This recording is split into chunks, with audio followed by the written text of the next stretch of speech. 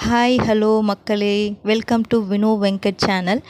இந்த வீடியோவில் நம்ம என்ன பார்க்க போகிறோம் அப்படின்னா, இன்றைக்கி வந்து சித்ரா பௌர்ணமி. ஸோ அதுக்கு எங்கள் வீட்டில் எப்படி வந்து சித்ரா பௌர்ணமி செலிப்ரேட் பண்ணுறோம் அப்படின்றது தான் பார்க்க போகிறோம்.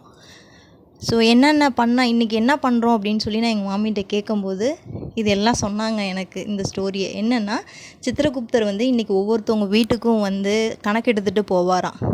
ஸோ அப்படி கணக்கு எடுத்துகிட்டு போகும்போது இந்த மாதிரி அவருக்கு வந்து வரவேற்பு கொடுக்கணுமா.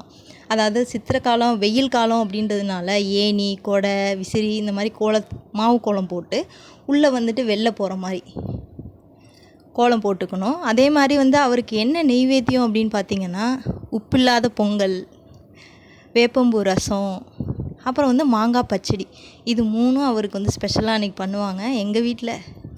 உங்கள் வீட்டில் என்னன்றது நீங்கள் சொல்லுங்கள். அதே மாதிரி ஒரு முறத்தில் நவதானியம் போட்டு ஒரு நோட்டும் பேனாவும் வைப்பாங்க. ஏன்னா அவர் அதில் தான் கணக்கு எடுத்துகிட்டு போவாராம், நோட் பண்ணிட்டு போவாராம். அதே மாதிரி மாங்கொத்து வைப்பாங்க, தென்னம் கொலை வைப்பாங்க. இங்கே கிடைக்காததுனால நாங்கள் வந்து எங்களுக்கு கிடைச்சதை வச்சுருக்கோம். எதனால் வந்து உப்பில்லாத பொங்கல், வேப்பம்பூ ரசம் அப்படின்னு நான் கேட்டேன் எங்கள் மாமியார்கிட்ட. அவங்க சொன்னாங்க, இந்த மாதிரி அவருக்கு வாய்க்கு ருசியாக சமைச்சு போட்டோம் அப்படின்னா அவர் இங்கேயே இருந்துருவார். இந்த மாதிரி உப்பில்லாத பொங்கல், வேப்பம்பூ ரசம் போட்டால் சாப்பிட்டுட்டு உடனே ஓடி போயிடுவார்.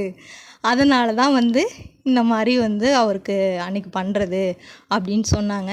உங்கள் வீட்லேயே எப்படி பண்ணுவீங்க அப்படின்றத சொல்லுங்கள். எங்கள் வீட்டில் இப்படி தான் நாங்கள் இதை செலிப்ரேட் பண்ணுறோம் வருஷம் வருஷம்.